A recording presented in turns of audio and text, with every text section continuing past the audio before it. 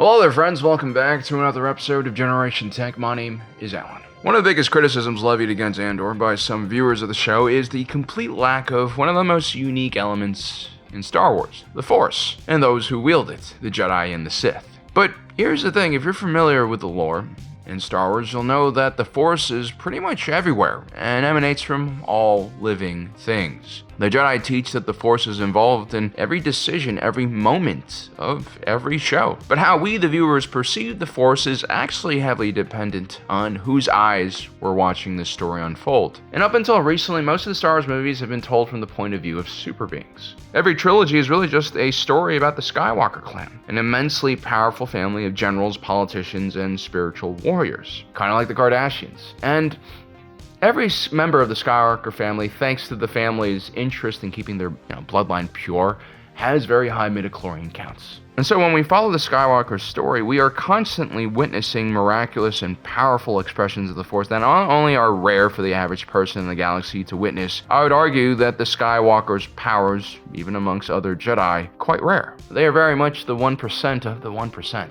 And so instead of thinking about the Skywalkers like they're the norm, we have to think of them as the exception, as almost bizarre accidents. Because if you take a look at the real number of people that are Force sensitive in the galaxy, it's far less than 1%.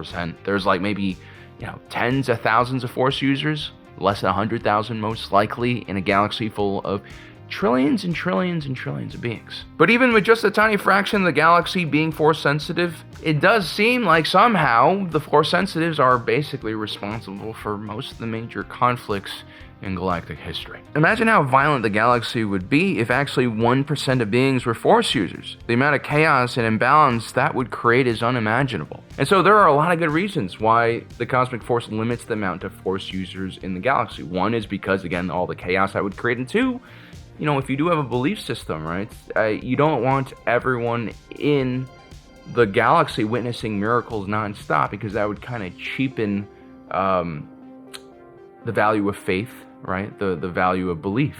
And these Force powers, when they enter a living being, it's not something that most sentient beings can handle properly. It's almost like too much power. I mean, look at how the Jedi talk. Anakin is the chosen one. He will bring balance to the galaxy. It's extremely grandiose, and a lot of Jedi leaders, even ones with good intentions, have overstepped their mandate, on numerous occasions in history. I mean, look at Mace Windu trying to murder the Supreme Chancellor of the Republic simply because he is a member of the Sith. And the Jedi are supposed to be the more positive and calm faction. I mean, every time a Sith gets even the smallest amount of power, they just start murdering people and eating babies. I know that's a stereotype, and we should try to avoid stereotypes, so I will add that some Sith Lords are probably going to have food allergies and sensitivities, and so they won't eat babies. Anyway, when you're dealing with the Jedi and the Sith, everything related to the Force loses its mystery somehow. That's what a lot of fans complained about with the prequels.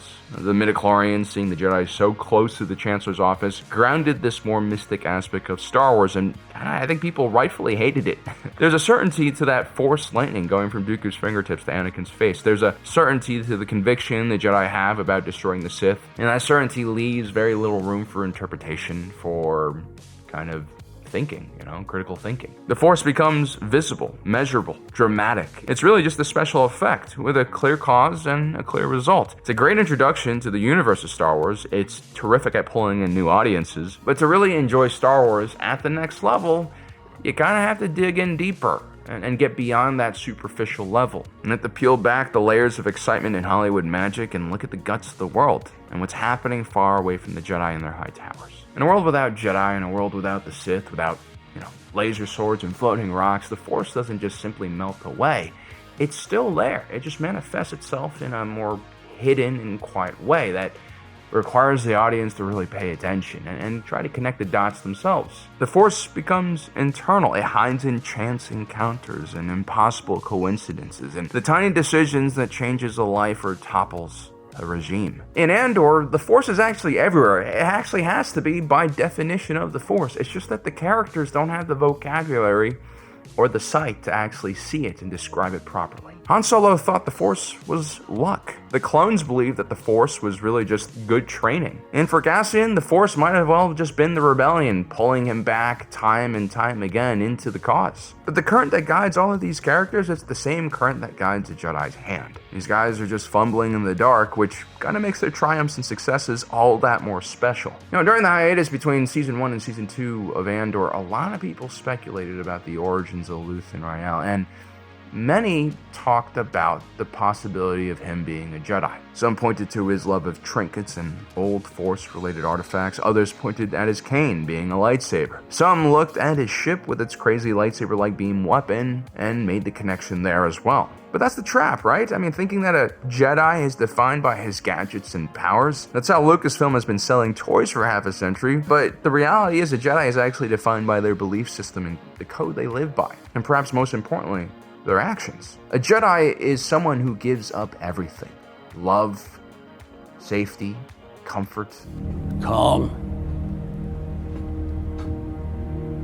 Kindness, kinship. Love. It's a position that's all about service to a greater cause, self-sacrifice. I've given up all chance at inner peace. I made my mind a sunless space. I share my dreams with ghosts. A Jedi is someone who is willing to put aside their own life, their own identity, even their own ego, to bring balance to the galaxy. I'm damned for what I do.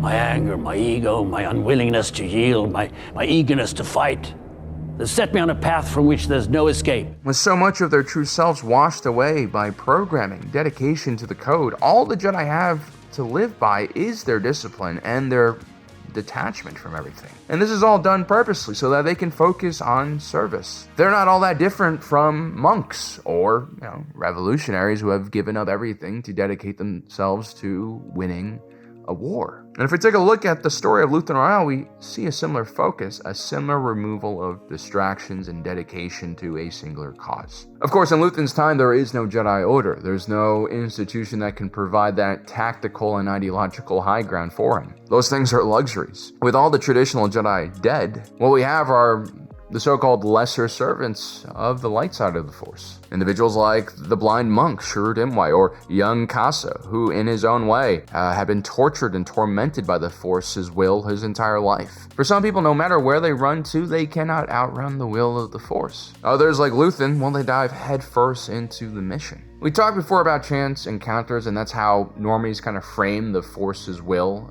because they can't really see what the Force is doing. If you take a look at events like Sergeant Lear meeting Clea in the middle of that brutal ethnic cleansing mission, how could you describe that as anything else but providence? Watching Sergeant Lear crash out inside of that assault vessel was like watching an exorcism, and awakening as the Force fills his empty vessel with purpose, and turns his anguish into a fiery passion, which then cools down into a charcoal, which sustains him through the rest of his mission. The Jedi Order does the same thing, albeit more artificially. They take young men and women with Force abilities and force them to become monks and soldier philosophers. They're given immense amounts of power and responsibilities, an entire upbringing and code that forces them to think about their actions before they jump into the fray. Even their weapons are purposely designed to be difficult to use so that it requires a lot of dedication and discipline and training to actually properly wield them. And when a Jedi does actually kill with that lightsaber, they have to do it up close and personal so they can't escape the consequences of their action, be numbed by death.